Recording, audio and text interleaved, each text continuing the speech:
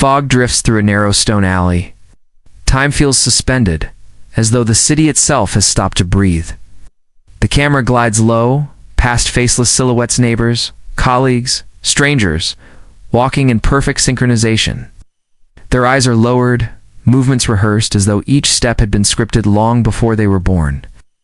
A voice, quiet as a confession, cuts through the silence. Do people truly respect you? Or do they simply fear what would happen if they didn't? The question lingers like smoke. Silhouettes continue to move, oblivious. Yet something in their rhythm tightens as if their harmony was not voluntary, but compelled. The thin veil of respect, we live inside a theater of politeness. Handshakes, polite laughter, the carefully measured nod of agreement. These things resemble respect but seldom are. They are veneers, thin threads, stretched across the abyss of human interaction, fragile enough to snap the moment force shifts.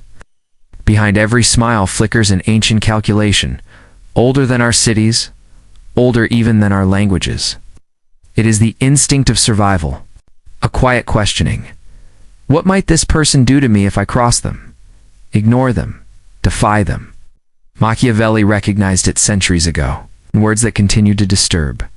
Respect is rarely offered. Willingly it is built, constructed on the trembling foundation of fear. And though we insist on speaking of civility, of kindness, of mutual recognition, deep down,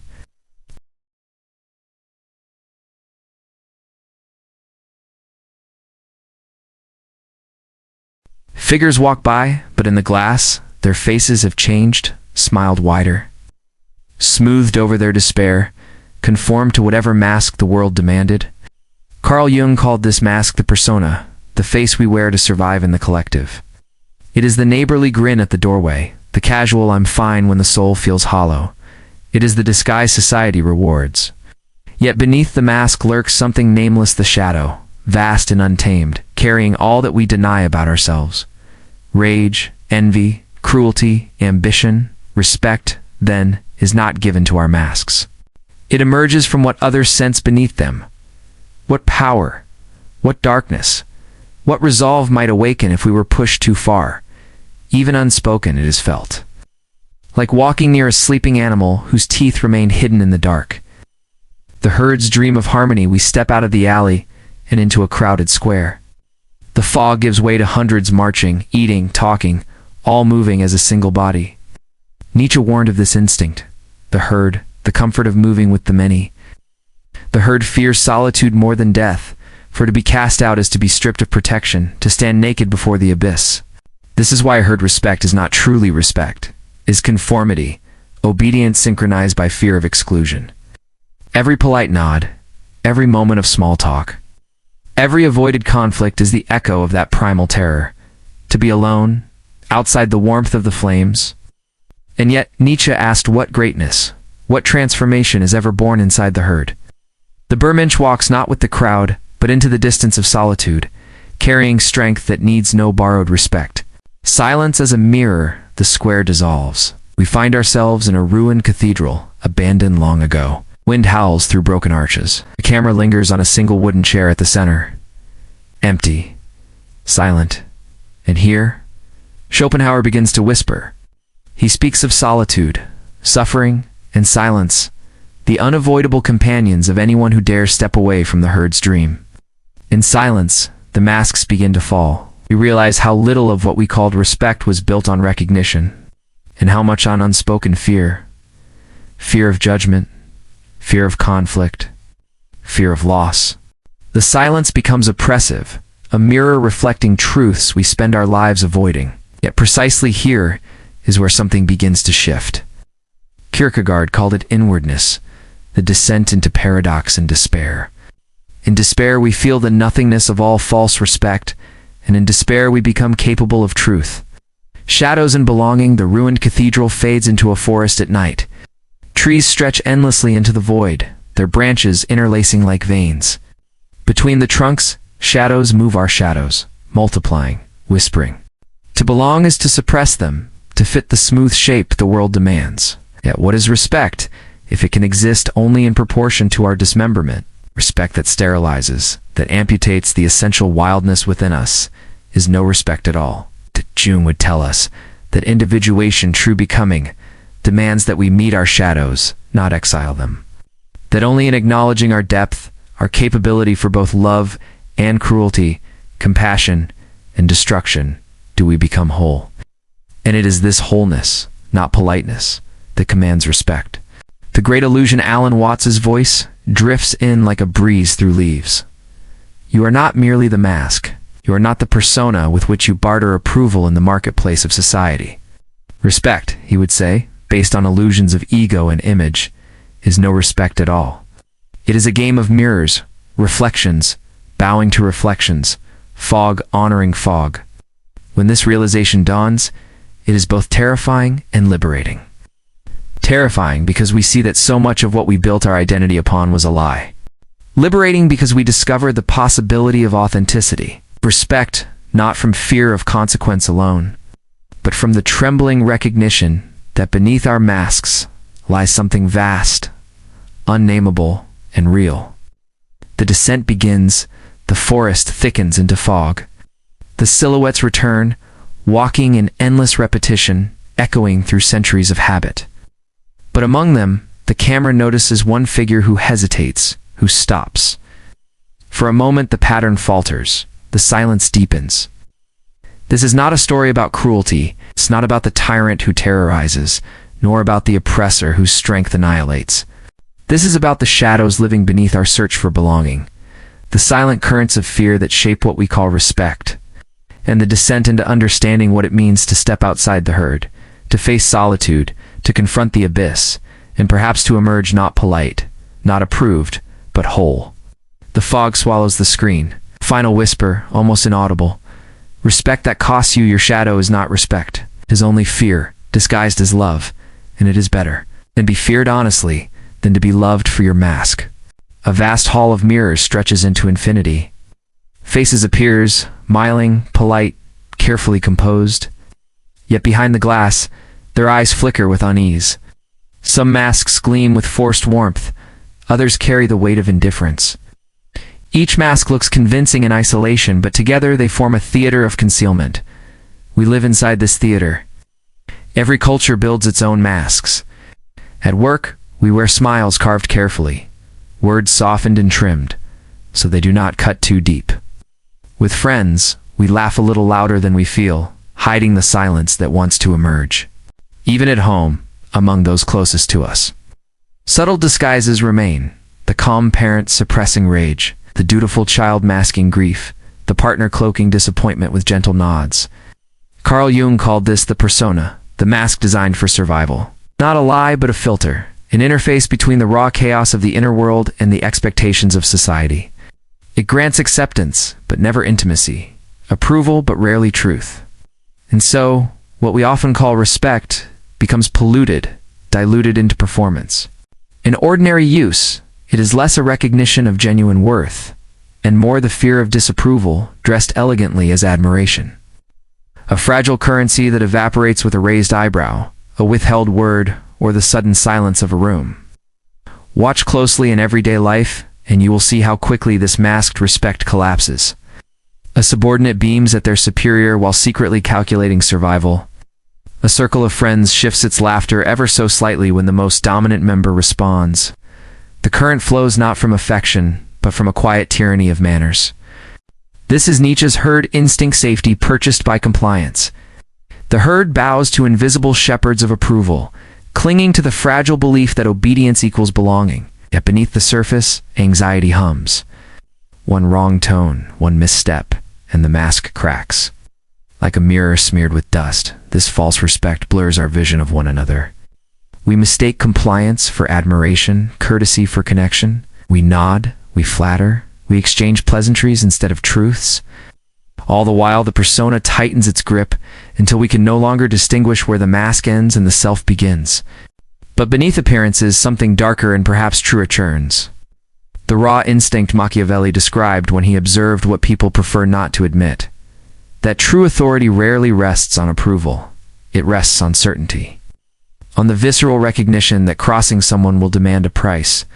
Not cruelty, not sadism, simply consequence. The camera turns. A politician on stage radiates charm. yet it is not their charm that holds the crowd. It is the recognition, quiet, unspoken, that this figure possesses levers of power, that ignoring them carries risk. A parent's gentle disappointment molds a child more effectively than punishment, for the child senses the deeper consequence beneath the silence.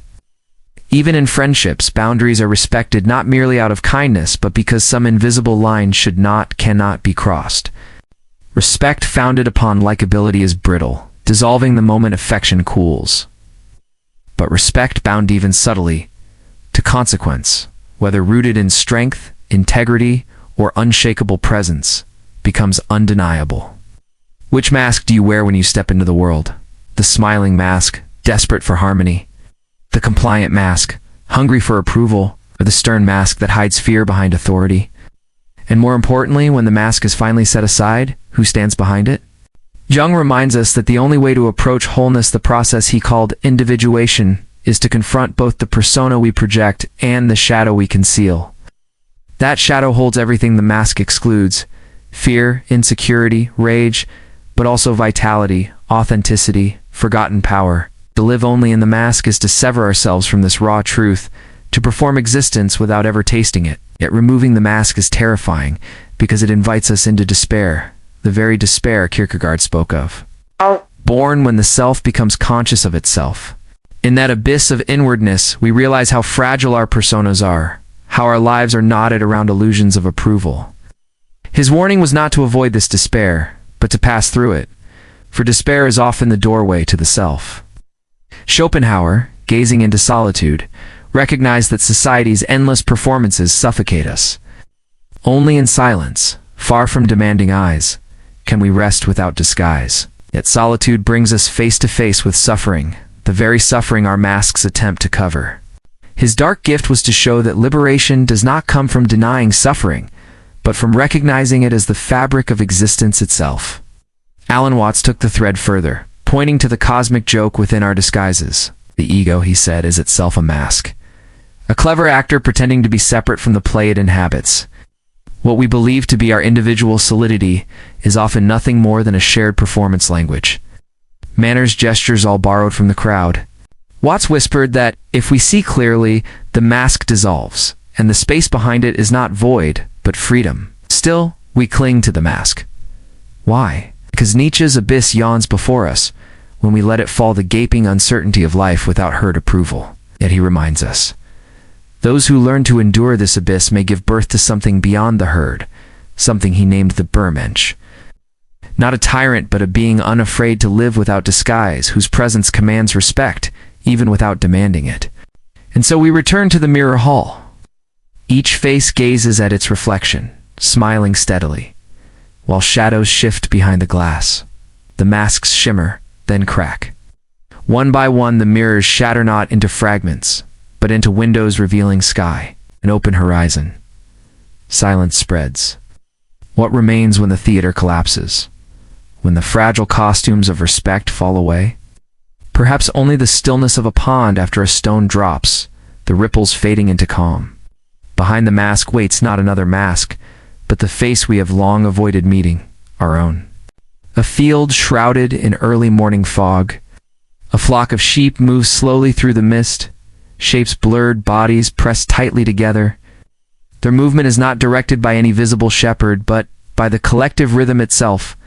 1,000 small hesitations, 1,000 small imitations. Nobody leads. Nobody resists. Each sheep follows the other. The image dissolves, and suddenly these are not sheep, but us. Commuters flowing through subway tunnels, students filling lecture halls, workers standing silently in elevators. The setting changes, but the rhythm remains the same. The herd always moves together. Nietzsche saw this instinct clearly. To him, the herd was the safest posture of life, but also its most dangerous temptation. The sweetness of submission lies in its comfort. To be absorbed into the many feels warm, one is carried along and need not bear the burden of solitude. In the herd, we are safe, because the eyes of judgment are softened by numbers. No single person is exposed. The individual dissolves, hidden by collective flesh. But hidden in this safety is a death. The death of the individual's spirit. We lower our voices, not to speak truth, but to avoid the ice-cold exposure of standing out. We adjust our faces to reflect the dominant belief, nod carefully when dissent might risk exile. No one demands it outright. No ruler commands it with iron fist. The command comes from below, in whispers, in raised eyebrows, in silence at the wrong joke.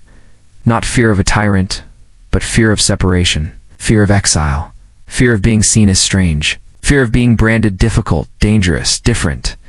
And so we submit, quietly, naturally. Without ever noticing that we do it, Kierkegaard described this as despair.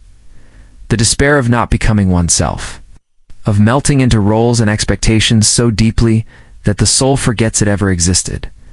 It feels safe. It even feels sweet like warm milk in the night, like the comfort of being wrapped in the body heat of others. But beneath the sweetness lies a silence. The silence of never truly speaking, never truly being seen. Respect. Here is counterfeit coin. Within the herd, nobody admires, people simply obey. Our politeness, our praise, our deferential smiles. These are not expressions of truth, but masks of submission worn so expertly that we call them respect. It is obedience tricked out as admiration. The tragedy cuts deeper. Those who dare to step away from the herd are immediately met with contradiction. They are both feared and despised. To the herd, difference itself is danger, because it reminds them many of their quiet slavery, their trembling safety. We glimpse this in small moments. The student who speaks an unpopular truth finds the room grow cold. The worker who questions a system notices meetings without invitations. The friend who refuses to mimic the group's laughter becomes difficult. The herd never forgives the one who discharges its illusion. Schopenhauer in his Solitude knew this all too well. He retreated into the silence of a room, comforted not by shoulders beside him, but by books and his own restless mind. He wrote that solitude is the price of honesty, for among the many, honesty only breeds exile. Yet solitude, he discovered, also opens a doorway into the essence of life. Suffering, yes, but also freedom from the suffocating play of masks. The silence that once feels unbearable becomes a companion, and still we fear it. So we remain in the herd, where warmth substitutes for depth, where recognition substitutes for respect. But all figures who have ever commanded true respect, real respects, stood apart from this painted crowd. Nietzsche's Bermensch, his figure of the overman, was not conceived as a cruel tyrant, but as one who dared to live beyond the fragile comfort of collective agreement. His presence was feared not because he sought fear, but because he no longer required the herd's trembling approval. Alan Watts would look at this submission with a different eye. To him, our herd instinct reflects the illusion of the ego, the belief that safety can be found in conformity. Yet if the ego is itself a social mask, then to cling to the herd is to cling to illusions stacked upon illusions. Watts suggested that freedom arises when the game is exposed, when we realize that we are already one with the universe, whether accepted by others or not. Then the herd's approval becomes irrelevant. And Jung reminds us, each person who breaks away does not only leave the herd outside, they leave behind their inner herd as well. For deep inside each of us, countless voices whisper the rules of acceptance, the demands of the persona. Individuation, the process Jung named as life's true work, demands the courage to walk alone through that crowd of inner voices. Carrying the shadow rather than denying it, refusing to return to the warmth of the many. Loneliness, then, is not an accident, but a condition of truth-telling. Only there in the silence of exile do we discover which respect was genuine and which was only fear reshaped into courtesy. The sweetness of submission pulls always like a lullaby. Like gravity, but every philosopher who touched its core left the same message. Do not trust that sweetness. What tastes like comfort may in the end be poison. A final scene. The camera pans through the crowd at rush hour, thousands moving in the same direction, eyes lowered, steps synchronized. House. Then the camera isolates a single figure who pauses. The herd moves past, swallowing the space around them, but still they stand silent, unmoving, unassimilated. For a moment, fear trembles in their expression. But slowly it shifts, their face steadies into calm. The herd does not stop, the herd does not notice. Yet here, for the first time, respect is born respect, not in the eyes of others, but in the gaze one earns from within. The sweetness of submission dissolves. In its absence, a deeper strength begins to rise.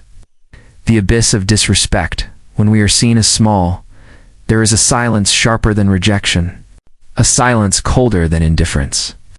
It is the silence of being dismissed, the silence of being seen as small. Crowded room. Conversations hum like restless bees. One person speaks, but their words dissolve before reaching the others. Eyes drift elsewhere. Laughter carries on.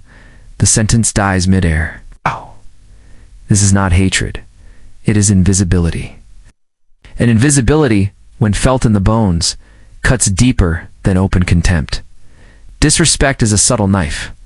It does not shout, it corrodes. It lowers us into an invisible hierarchy, one we cannot quite point to, but feel surrounding us like a suffocating mist. In it, our existence bends downward, as if gravity itself changed direction, pulling us beneath the gaze of others. Kierkegaard described despair as a misalignment of the self failing to be itself. Disrespect is despair's social twin. It is the lived sensation of misalignment within community. It's not simply I do not belong, but my existence carries no weight here. When that realization dawns, the ground begins to vanish beneath our steps. Notice how quietly it arrives. A coworker speaks over you, unaware, or perhaps aware that your voice does not matter. A partner listens with polite eyes, but a drifting heart. A friend laughs at the exact moment your pain spills from your lips. These moments seem trivial, but they accumulate into a wordless abyss. You become transparent, present, but unacknowledged. If love is fragile, then disrespect is final. Love can fail and recover, but once you are placed beneath another, once your presence shrinks in their eyes, the fall is rarely reversed. Machiavelli knew this paradox from the angle of power. Leaders who chase affection, who seek endlessly to be loved, awaken something cruel in the hearts of those they flatter. For it is not cruelty that breeds contempt, it is weakness. The desperate need for approval reveals soft flesh beneath the armor, and humans, like animals circling prey, sense weakness instinctively. The leader who strives for love soon loses both love and respect, becoming the easiest target of all. Nietzsche sharpened this insight. In every gathering, the herd sniff for weakness. They may tolerate it, even protect it, but secretly they despise it, for it mirrors their own cowardice. Disrespect follows not from failure, but from a failure to stand heavy. To lack gravity is to invite trampling feet. What then is the abyss of disrespect? Not confrontation, not conflict, but void. A hollowing where one's words collapse into air, where one's presence feels like a ghost brushing through other lives without leaving any trace. The camera descends into a great chasm, walls of stone stained dark, the light above narrowing to a pinhole. At the bottom, a figure sits, whispering into the vastness. Their echoes return to faint to touch them. This is the abyss, the void of insignificance. And here lies a temptation, to beg for acknowledgement, to demand recognition, to seek worth through pleading eyes. But as those who have walked it know, this craving only deepens the pit. Respect is not won by requesting it, nor by defending one's dignity with words alone. Those who beg to be seen remain unseen. Those who demand acknowledgement are seldom granted it. Respect, instead, is a weight. An unspoken gravity others feel even before they understand its cause. One does not ask to matter. One becomes matter. Jung's voice enters here. Behind the mask of the persona and beneath the shadows we repress lies a deeper presence. The shadow we fear to own contains precisely the power needed to endure disrespect. In meeting our own darkness, in accepting the wrath, the pride, the wild independence we try to suppress, we begin to gather weight. The mask shatters. The shadow stands behind us like a storm, and suddenly others sense it too. It's no longer weightless. We become anchored, undeniable. What Schopenhauer recognized the solitude this requires. To gather weight means to endure periods where no one affirms your existence, where silence presses in, and every instinct cries to return to the herd's lukewarm approval. But in that solitude, in that suffering, something solid forms, an inward stone no dismissive glance can erode. He called it courage born of resignation, not optimism, but the strength found when illusions collapse. Nietzsche, again. The abyss swallows many, but those who gaze long enough into it may awaken as something new. And if you gaze long into an abyss, he warned, the abyss also gazes into you. To confront insignificance head-on is to risk dissolution. Yes, but it is also to court transformation. Those who endure may emerge with a presence the herd fears without understanding why. The seed of the Bermensch lies here, the human who needs no validation, whose respect is self-originating. Alan Watts whispers playfully from the void, our fear is misplaced. The self that trembles at disrespect is itself an illusion, a social construction built on borrowed words and identities. To lose respect, to be unseen, might simply strip away what was false. Beneath it lies stillness, not emptiness, but spaciousness. What we thought was void may in fact be freedom, because we are no longer bound to the theater of reputation. And yet, paradox remains. Respect cannot be manufactured, cannot be conjured by performance, nor preserved by clever masks. Every attempt to grasp it directly crumbles. It emerges, if at all, as a byproduct of becoming heavy, of embodying the full depth of our being. Shadow and light, solitude and suffering, illusion and stillness. People may then sense without reason that crossing such a presence would leave a scar, not through cruelty, not through threats, but because authenticity itself carries consequence. The abyss of disrespect, then, is a trial. It is not an end, but an initiation, to be seen as small as unbearable. But it is also the threshold. For only those who descend into this void discover what lies beyond the fragile currency of approval. They learn to gather gravity to matter, not because others decree it, but because existence itself anchors them. The scene returns to the crowded room. The one who was ignored before now speaks again, this time not louder, not pleading, but simply with presence. And though the crowd may still drift, something shifts in the air. A few heads turn. Gravity has entered the room. The abyss remains. But the one who has walked through it no longer fears it. And in that freedom, respect is reborn, not borrowed, not begged for, but inevitable. A candle burns in a darkened room. Its glow is soft, comforting. But just beyond its circle of light, shadows stretch and writhe across the walls. They move when we move, echoing our gestures with a darker, more uncanny shape.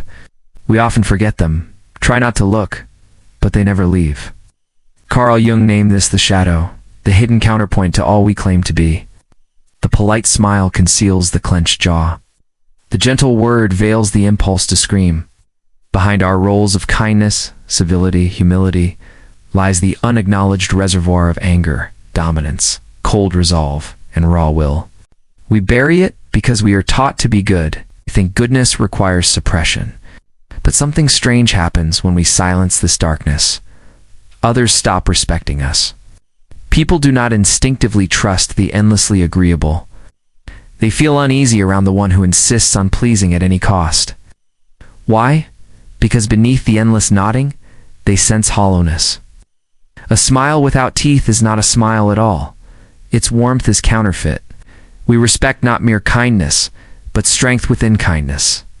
The teacher whose patience is deep, but whose silence carries weight. The friend who listens with compassion, but whose rare no rings with finality. The leader who forgives often, yet whose forgiveness is never mistaken for weakness. This is the hidden music of the shadow. Its language is quiet but undeniable. It says, I will not harm unless harmed. But if I am crossed, I will not vanish. I will be remembered. Machiavelli understood this tension centuries ago. His warning was never truly a celebration of cruelty, though history misreads him that way. It was a recognition of human reality, stability, trust, even love of a kind, rests not on endless kindness, but on the knowledge of consequence. The ruler who seeks only affection becomes contemptible.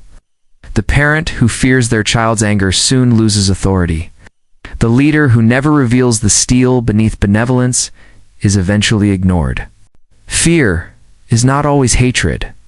Fear is respect, stripped bare of illusion. It is the recognition of force behind the mask of politeness.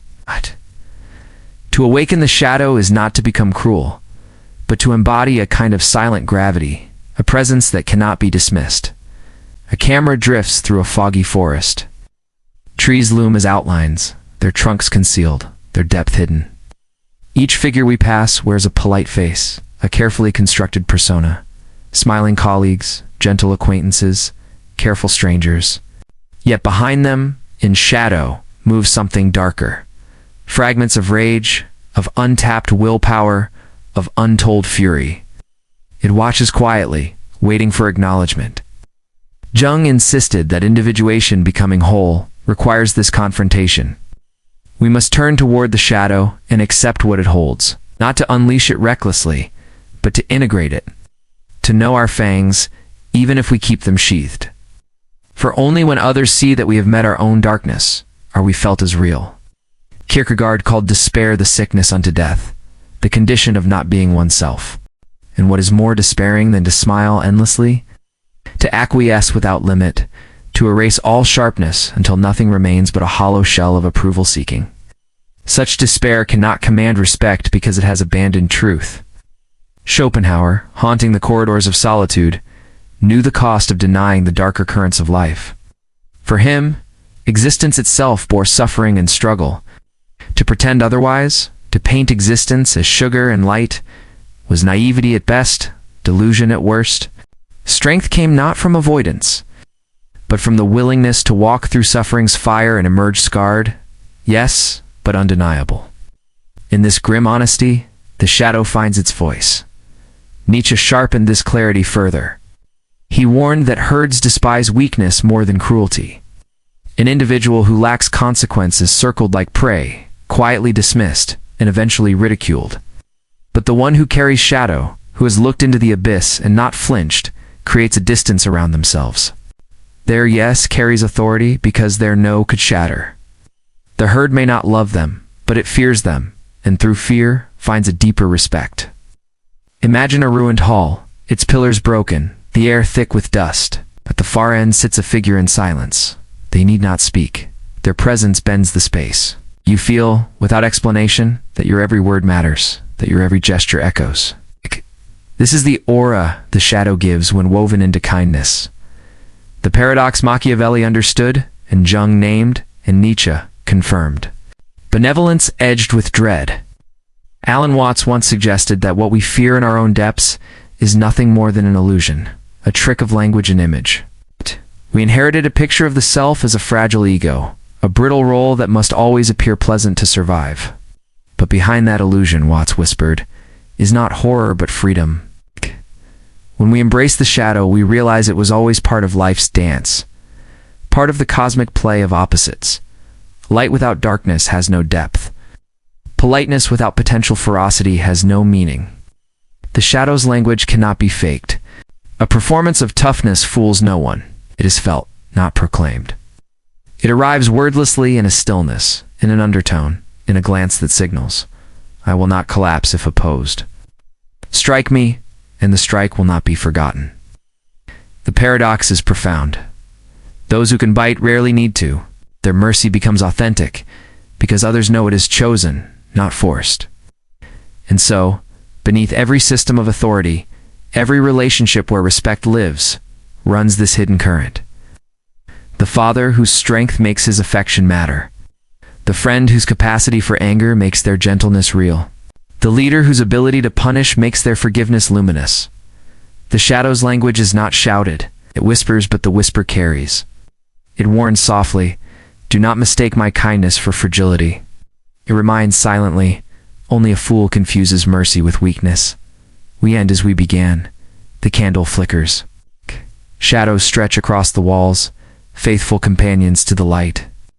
We realize now they were not enemies, but necessary counterweights. In denying them, we grow thin. In integrating them, we gain gravity. The mask of endless politeness may win smiles. But only the presence edged with shadow commands lasting respect. Solitude and wait. The Schopenhauerian path. There is a silence the world cannot bear. A silence unfilled by chatter, untouched by applause. It lingers like a heavy fog on a deserted plain. Few willingly enter it. Fewer still remain. Arthur Schopenhauer lived inside this silence. To him, solitude was not exile, but necessity, the forge of authenticity. He believed that to belong too deeply to the crowd was to dissolve into fragments, to scatter the self across other people's glances until nothing solid remained. And so, he chose seclusion. He walked alone through the streets, fed pigeons instead of friendships, conversed more with books than with people. Many saw this as bitterness, misanthropy, a failure of life, yet beneath it was a strange strength. For solitude, he thought, was not punishment but purification. To sit alone and not vanish, to endure the absence of voices confirming your worth, this was the crucible where the self grows heavy. The camera drifts through ruined halls. Marble columns collapsed into dust. A single figure sits among the stones. Face is calm, not proud, not yearning. Nothing in their hands, nothing in their eyes but depth. The ruins do not crush them. On the contrary, they belong there, anchored as if the world might crumble further, and they would remain still.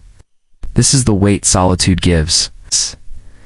The one who thrives when alone no longer begs for applause.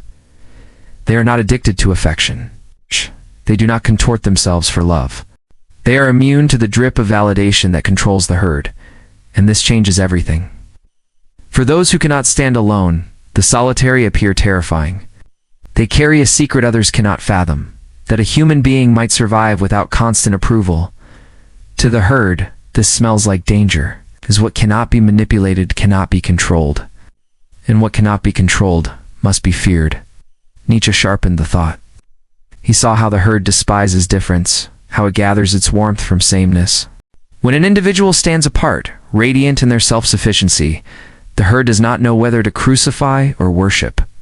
Their weight disturbs, because it reveals how light the rest remain. Respect, then, does not come from charm or submission. It arises from gravity. We sense even wordlessly when someone does not need us. We notice that their silence does not plead for rescue, and suddenly they bend the air around them, not by force, not by appeal, by the strange authority of needing nothing. Consider the leader who speaks seldom. Their pauses breed unease. Their silence feels heavier than another's speech. Why do we fear them? Because we sense that their words come not from hunger for approval, but from the stillness of solitude. They do not scatter their self outward, they hold it inward, and so it grows dense. Schopenhauer's solitude was laced with suffering. He admitted it openly. Loneliness bites, silence stings, yet he believed this suffering was alchemy. It burned the self until only essence remained. Others may ridicule a recluse, but in truth, they envy. For to be untouched by the herd's fluctuations is to wield invisible power. Kierkegaard, too, saw this paradox. He spoke of inward ascent through despair. To withdraw from the crowd's false security meant to face one's own abyss. But there, in the solitude of despair, the self begins to take shape, begins to root itself in something immovable. If despair was sickness, solitude was its cure.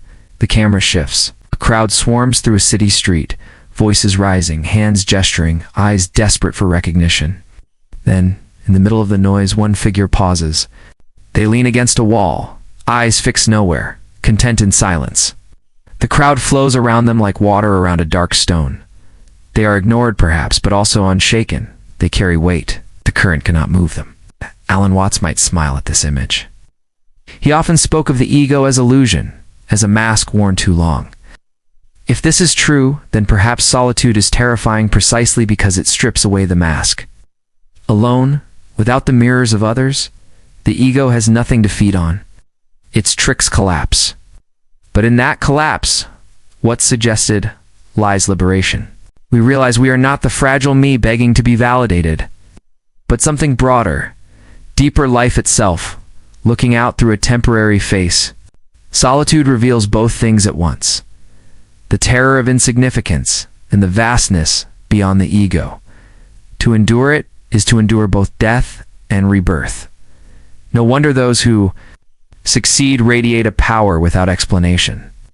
The herd bows unconsciously toward charm while secretly ridiculing it, but it bends instinctively toward weight. The charm that craves is brittle. The solitude that requires nothing becomes like granite. A person anchored in themselves becomes a presence of the world. Accommodates without negotiation. The paradox is sharp. Respect born from solitude is not imposed but radiated. It does not demand, it does not scheme. It simply exists as a law of nature, the way heavy objects bend the space around them. Silence becomes an orbit. Stillness becomes command. The ruins return. The lone figure stands now, walking among broken columns, their steps echoing in the vast emptiness. No crowd gathers, no followers appear, yet the silence itself seems to bow. Every stone, every shadow acknowledges the weight of the one who does not vanish when alone. This is the Schopenhauerian path, to see solitude not as absence but as substance, to endure suffering until it ripens into weight, to prefer silence over shallow noise, and to recognize that true respect cannot be begged for. It can only settle naturally around those who need nothing at all. And so we leave the ruins, carrying his lesson. Solitude carves weight into the soul, and weight, more than charm, more than applause, is what bends the will of others. A solitary figure walks a thin rope stretched across an abyss. Below, the fog-shrouded void. Above, silence. Each step trembles with consequence. Lean too far one way, and the rope quivers toward collapse. Too far the other, and gravity drags them into darkness. This is authority. Machiavelli knew it intuitively. He is remembered as the prophet of fear, yet he never claimed terror was enough. Fear without restraint curdles into hatred. The tyrant discovers that the walls of his palace are not stone, but paranoia. A ruler who governs only by fear does not sleep peacefully. Every sound outside becomes a dagger, every glance a conspiracy. His own fear returns to him, multiplied in the eyes around him. But to lean toward love is equally perilous. For endless affection dissolves into ridicule. The ruler, desperate to be adored, grows soft, and the herd senses it. Jesters laugh a little too loudly. Subjects obey slowly, reluctantly, tasting opportunity in the ruler's eagerness to please. Weakness disguised as kindness breeds contempt more quickly than open cruelty. The art lies between, neither cruelty nor adoration, but something narrower, razor's edge. We see this balance everywhere. The parent who teaches through warmth, but whose silence carries weight. The teacher who is kind, yet whose disappointed glance summons more discipline than shouting could. The leader whose generosity means something precisely, because we glimpse the steel behind it. Respect is not won by indulgence nor by violence. It emerges when others believe you capable of consequence, yet still human enough to withhold it. Carl Jung helps us here. The persona, the mask of politeness, cannot command respect alone. It charms, it pleases, but it has no weight. Respect arises when the shadow is admitted into the mask. When, behind the smile, others sense a darker capacity. We do not respect the one endlessly agreeable. We respect the one whose light stands beside real darkness. Their yes matters because their no could cut. The rope sways as we walk further. On one side yawns despotism, the tyrant swallowed by paranoia. On the other, pitiful weakness, the overloved, disregarded figure who vanishes from memory once their voice fades. The only stability comes from bearing both capacities, consequence, and mercy. Nietzsche would nod grimly. Herds instinctively sniff where authority falters. They despise cruelty, yes, but they despise weakness even more. The herd, he warned, bows most readily to the presence that has looked into the abyss and carries it silently. One who cannot be dismissed. Yet also does not beg allegiance. The Bermenschi envisioned was not a tyrant. It was a being who walked beyond the herd's illusions, who could command respect by simple existence, balanced precisely on this thin rope. And yet Kierkegaard reminds us, the task is paradox. A paradox lived inwardly. Authority demands both presence and restraint, both sternness and compassion. To embody the paradox is exhausting, and few endure it without despair. The despair of inward misalignment whispers, "Be loved, it is safer," or "Be feared, it is stronger." To resist those whispers, to remain inwardly whole, is itself a spiritual discipline. Consider again the leader's silence, a moment when they could ridicule yet refrain, a pause when punishment could be delivered but is withheld. In that stillness, respect ripens and fear, curiously, softens. The silence does what shouted words never could, Schopenhauer enters with his grim candor. He would say authority born only of approval is illusion, the theater that collapses at the first storm, but suffering, in solitude, in rejection, in the cold weight of unpopularities, strengthens the rope walker's balance. To suffer estrangement without losing oneself is to grow heavy, to become harder to move. The tyrant fears solitude. The balanced figure is shaped by it. Silence is their forge. Alan Watts offers a lighter smile from the shadows. He tells us that the self we parade the affable face. The eager rolls a mask. The fear of disapproval is a trick of the ego, an illusion we inherited. True authority, he suggests, flows when the mask is worn consciously, like playing a role in a dance. Then authority loses its paranoia because the self no longer clings to it desperately. Respect radiates because nothing is demanded, nothing clutched. The rope walker steps more gracefully, knowing the abyss is part of the game. Authority, whether in families, in friendships, or entire nations, is psychological architecture. It is theater, a play of personas. Silences, glances, and shadows. But beneath the stage lights, one truth remains. We respect what we fear to lose. We respect what we fear to challenge. Respect is memory etched into the nervous system. The weight felt in someone's presence. The thought that survives after they leave the room. And this presence, this balance between fear and respect is not stable once gained. The rope walker must walk it again and again. Each conversation, each decision, each silence. The balancing act never ends. Those who master it, however, command something beyond obedience. Obedience fades when power shifts, when roles change, when laws dissolve. But respect once etched lingers. It remains after the silence, after the departure, sometimes even after death. The camera pulls back from the abyss. The rope disappears into fog. The solitary figure walks on, step after step, never fully safe, never fully doomed. This is authority, always provisional, always trembling, always between extremes. Too much fear, and they are despised. Too much love, and they are mocked. But balanced between consequence cloaked in humanity, they leave behind a resonance others cannot forget. The rope does not end. It stretches onward into mist. The figure continues, step by step, presence by presence. Between fear and respect, a lantern flickers in a cavern of shadows.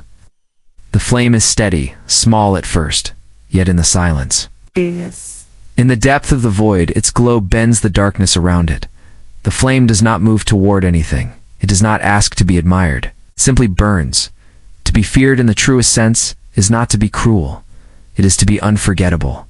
Fear here is not raised fists or sharpened blades. It is the quiet, primal awareness in the chest, the recognition that another presence matters, that if you crossed them, if you mocked them, if you attempted to erase them, you would bear consequence, not punishment necessarily, but memory. You would leave with a scar that might be invisible, yet never forgotten. Nietzsche said, "Become who you are." The words seem simple, yet they tremble with paradox. To truly become yourself too. Integrate mask and shadow, persona and silence, solitude and flames, to disturb others. Because most people do not become themselves. They soften, they dilute, they dissolve into the crowd. To stand whole is to stand strangely, and strangeness is always feared. Picture a single torch in the night. Those nearby turn their faces slightly away. Not from hatred, but because the light stings their eyes. The flame does not intend harm. Yet its intensity unsettles the comfortable dark. Yes. Respect, in its deepest form, is precisely this flame. Not the fragile currency of charm, not the clumsy tyranny of cruelty, but something undeniable. Presence. The presence of one who has walked through solitude, faced the abyss of disrespect, tasted despair to its bottom, and emerged carrying weight. Carl. Jung spoke of individuation as the becoming of the whole self, the uniting of persona and shadow into a figure indivisible. The flame symbolizes this wholeness. It is no longer simply a mask, nor only the darkness that mask concealed, but their union. When such a person enters a room, their gravity is unmistakable. They carry both the soft contours of compassion and the sharp edge of consequence. Such presence cannot be dismissed. And so the paradox: those who do not beg for respect somehow bend it toward themselves. Those who no longer need love or fear draw both unconsciously. They become flame steady, radiant, carrying their own fuel. Machiavelli's warning echoes here. Better to be feared than loved if one cannot be both. On the surface, this sounds cold, even brutal. But the statement hides something deeper. What he recognized is that love without fear drifts into weakness. While fear without love hardens into tyranny, the rope is walked not by cruelty, but by presence, by the still certainty that mercy is a choice, not a necessity forced by fear of conflict. Schopenhauer whispered from Solitude that strength is born only in the silence of suffering. Those who turn constantly toward applause never carve weight into their being. They flutter like moths, warm briefly, gone quickly. But the one who endures rejection, who sits in the abyss of being unseen, who suffers loneliness without losing themselves, grows dense, heavy. This weight fuels the flame. It does not flicker to please, it burns because it must. In Nietzsche, again, real humanity. It begins where the herd ends. The Bermensch, the one beyond, is precisely the son individual so aligned that approval becomes irrelevant. Not arrogance, but independence. Not tyranny, but transcendence. Their existence unsettles because it reminds the rest how easily they vanish into the many. Kierkegaard saw the loneliness of this task. To face despair, to face the paradoxes of love and fear, is to stand trembling before yourself. It is to awaken an inwardness so sharp it feels like death. But through this despair, through the inward flame tested by silence, the self grows authentic. The flame is lit not by comfort, but by contradiction. And Alan Watts, smiling at the edges of the void, might add that the flame was never separate from the darkness around it. Ego and mask are performances. The true self, he suggested, is not this fragile eye holding itself together. It is the very play of light and shadow, flame and void, being and non-being. The flame burns quietly because it never needed to prove anything. It was the dance itself all along. The camera lingers on an ancient courtyard. Shattered statues loom in the mist, their faces eroded by centuries. And then one figure remains untouched, not grand, not massive, but whole. People pass, slowing their steps. They do not know why, but its presence arrests them. It does not ask for reverence, yet reverence gathers. This is what it means to be respected not for charm, not for cruelty, but for undeniable gravity. To be feared in this sense is not to frighten others into submission, but to awaken in them the awareness of their own smallness before something steady. They fear, not your violence, but their own insufficiency in your presence. They respect because you are not dependent on their respect. And so, the journey resolves. Masks fell away. Her delusions dissolved. Disrespect burned in its abyss. Solitude carved weight. The shadow found its voice. Authority balanced on its rope. And here at last the flame burns quiet, unwavering, indivisible. To be the flame is not to seek to burn others. It is to embody presence so dense it commands distance. Those who come too close feel singed. Not because you intend harm, but because radiance cannot be denied. Others will love you. Others will fear you. Some will despise you. But none will forget you. For flame leaves memory in every darkness it crosses. So become the flame others dare not touch. Burn quietly but unmistakably. In this balance of love and fear, the masks collapse, the illusions die, and respect becomes, at last, real.